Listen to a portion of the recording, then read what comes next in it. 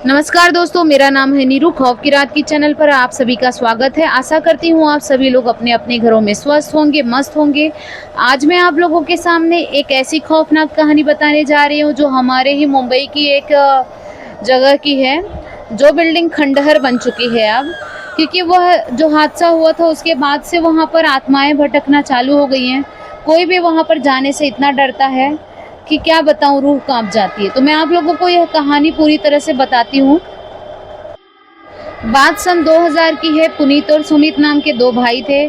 वह दोनों की उम्र लगभग होगी 25 और एक की होगी 27। तो दोनों इतने अमीर थे, उनके घर खानदान में वैसे कोई नहीं था। उनके बाप जो थे अच्छी खासी प्रॉपर्टी छोड़कर गए थे। तो दोनों ने सोचा कि भाई अभी जॉब वॉब तो है नहीं, हम लोग क्या करें। तो जो पापा के ने इतनी सारी चीज़ें छोड़ी हैं उससे हम लोग एक काम करते हैं, कंस्ट्रक्शन का काम चालू करते हैं। 8 बिल्डिंग का दोनों ने डिसाइड किया कि हम काम करेंगे। टोटल 10 माले की बिल्डिंग होगी जो हम बेचकर अमीर बनेंगे। तो धीरे धीरे वो लोगों का काम अच्छा खासा चलने लगा। बिल्डिंग का निर्माण भी अच्छी तरह होने लगा। फ्लैट का डिज़ाइन इतनी अच्छी तरह से वो लोगों ने किया था कि लोगों को इतना पसंद आने लगा। 20 साल जो पहले था वो इतना अच्छा कि सभी लोग बोलते थे भाई ये इसका, तब के टाइम पे 2000 में तभी उसका डिमांड था 15 से 20 लाख रुपए। एरिया भी काफ़ी बड़ा था, लगभग अंदर का जो स्ट्रक्चर था वो भी मस्त था। तो वो जो बिल्डिंग बन रही थी वो मन को मोहने वाली बिल्डिंग थी। अब दोनों भाइयों के ही मन में जैसे जैसे बिल्डिंग बन रही थी वैसे वैसे दोनों के भाइयों के मन के बीच में लालच बढ़ती जा रही थी। सोच रहे थे खाली पीली हमने पार्टनरशिप में यह बिजनेस स्टार्ट किया कंस्ट्रक्शन का। अगर मैंने सिंगल किया होता तो आज करोड़ों अरबों खरबों रुपए मेरे ही जेब में आते। लेकिन अब क्या करूं, ये छोटे वाले भाई को उसने बोला, पुनीत ने सुमित को बोला छोटे भाई को कि भाई एक काम कर, तुझे मैं देता हूँ 1 करोड़ रुपए, तू अभी पार्टनरशिप हटा दे, मैं अकेले ही ये काम करवा लूँगा। लेकिन सुमित ने बोला नहीं नहीं भाई, हम लोग पार्टनरशिप में काम स्टार्ट किए तो पार्टनरशिप में ही सारा प्रॉफिट हम लोग लेंगे। अब दोनों के झगड़े डेली के डेली बढ़ते ही जा रहे थे। लेकिन दोनों में से कोई भी कॉम्प्रोमाइज़ करने के लिए रेडी नहीं था। दोनों या तो सिंगल अकेले ही हड़पना चाहते थे या तो पार्टनरशिप में ही रहना चाहते थे। अब दोनों की लालच इतने बढ़ते जा रही थी कि दिन प्रतिदिन झगड़े बढ़ते गए। एक फ्लैट की बुकिंग लगभग 70% फ्लैट भी बुक हो चुके थे। दोनों का जॉइंट अकाउंट था तो उनमें का लगभग 10 से 20-30 करोड़ रुपए तक जमा हो गए थे। अब दोनों के परमिशन के बिना कोई पैसे तो निकाल सकता नहीं है। तो दोनों की लालच इतना हद पार गई कि एक दिन ऐसा आया कि बिल्डिंग के ऊपर दोनों ही देख रहे थे कि कितना अच्छा सुहाना मौसम है।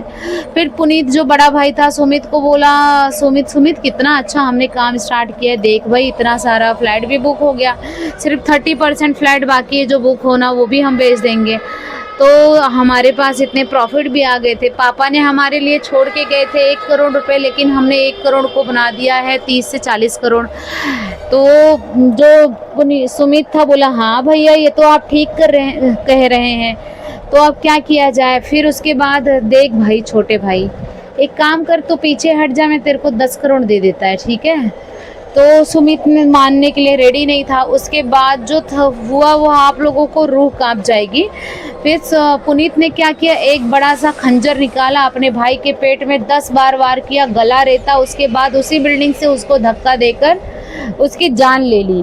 अब वह बचाओ बचाओ चिल्लाता भी तो कुछ सुनाई देता नहीं, क्योंकि वहाँ जहाँ कंस्ट्रक्शन का काम चल रहा था उसके आसपास कोई भी घर नहीं था।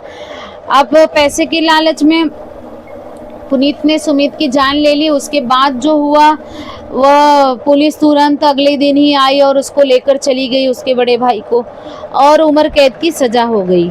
तब से लेकर आज तक वो पुनीत जेल में ही है और सुमित की आत्मा उस बिल्डिंग के आसपास भटकती रहती है। सुना है कि जो भी सिक्योरिटी गार्ड या कोई भी वहाँ पर जाता है, आत्मा हमेशा बुलाती रहती है, बचाओ बचाओ बचाओ, ऐसा सुनने के लिए आता है आवाज़। आज टोटल हो गए हैं 23 साल।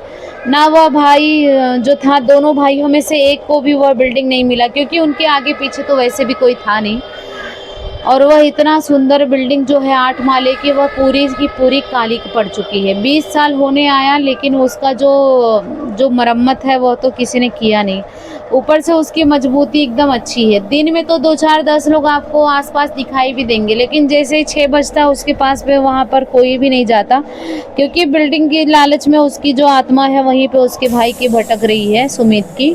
और हमेशा चीखने, पुकारने, चिल्लाने की आवाज़ आती है।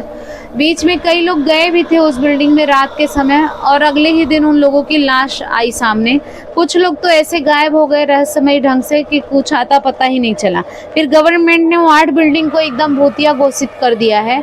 जो सुमित है, सॉरी, जो पुनीत है, वह भाई, उसका बड़ा भाई जिसने पुनीत की जान ली थी, वह अभी भी जेल में ही है, अपनी उम्र की कैद की सज़ा भोग रहा है। अभी भी उसको टोटल, उसकी एज कितनी जब वो हुआ, 40 के से 45 के बीच होगी उसकी एज, या 50 के लगभग होगा। अभी भी वो जिंदा है, क्योंकि बीच में ही मैंने इंक्वायरी की थी कि कहाँ पर है ये लोग, आएंगे, कोई है कि नहीं आसपास।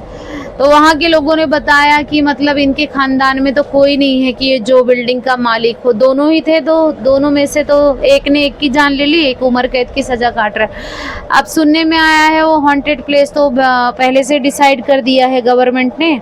आगे देखते हैं क्या होता है, क्योंकि उसके मरने के बाद वह बिल्डिंग का आखिर गवर्नमेंट करती क्या है, उसको भूतिया प्लेस घोषित कर देती है या फिर कुछ और वहाँ पर बनाती है, क्योंकि वहाँ पर तो आत्मा भटकती ही है।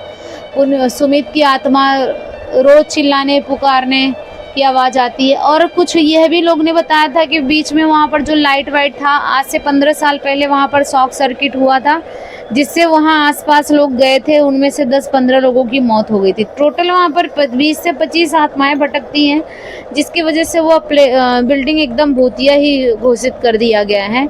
आए दिन ऐसे केसेस होते रहते हैं, लड़ाई झगड़े, प्रॉपर्टी के चक्कर में एक दूसरे की जान ले लेते हैं। तो मैं आप लोगों से रिक्वेस्ट करती हूँ कि आप लोग ये वीडियो को जितना से ज़्यादा लोगों तक पहुँचाएं, जो कि लालच वाले लोग हैं उन तक ये वीडियो पहुँचे। और किसी भी पैसे या प्रॉपर्टी की लालच में अपने ही रिश्तेदार और अपने ही भाई बहन की जान ना ले, क्योंकि ये धरती पर जो लोगों का जन्म होता है वह मोह माया है। किसी न किसी दिन ऊपर जाना है, मुँह दिखाना है। एक तो सुना गया है कि मनुष्य का जन्म 85,000 योनियों में भटकने के बाद एक बार मिलता, वो भी हम ऐसे बुरे कर्म करते हैं तो जिसकी वजह से हमारी आत्माएं भटकती रहेंगी, नर्क में ही भटकेंगी। उससे अच्छा हम थोड़ा सा, अगर मनुष्य का जन्म मिला है, पुण्य क्यों नहीं कर सकते हैं। तो आप लोगों से रिक्वेस्ट है, ये वीडियो को शेयर कीजिए। और बीच बीच में बहुत सारी ऐसी घटनाएं आई हैं, सुनने में आई हैं, मैं सोच रही हूँ वह भी आप तक बताऊँ, कहानी पहुँचाऊँ। ऐसी खतरनाक घटनाएं आई हैं, गाँव से लेकर शहर से लेकर भाई बहन, कोई किसी का आजकल के टाइम में बोला जाता नहीं होता है। कोई किसी की जान लेता है, कोई किसी की जान लेता है। और भूत प्रेत ऐसा लोग बोलते नहीं होते, लेकिन अगर भगवान को लोग मानते हैं तो भूत प्रेत भी होते हैं, क्योंकि बहुत बार तो मैंने ही महसूस किया है भूत प्रेत।